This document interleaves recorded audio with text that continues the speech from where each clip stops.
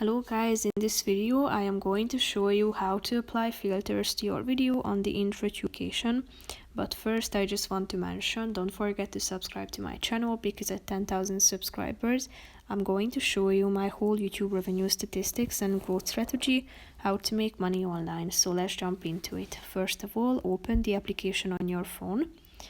Double tap on your video and slide to the right side down below till you find this filter button, which is the last one.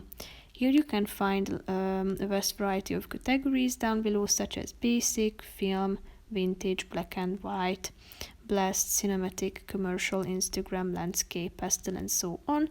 So check them out. As you can see, many of them are only available to premium users of the app. They are indicated with the star icon in the upper right corner of the box. Tap on the relevant one that you would like to apply. Check out how it looks like. You can see how it changes. So select the one that suits your preferences the most, and after that tap on the done button in the upper right corner of the screen. So that's pretty much it for this video, guys. See you in the next one. Bye bye.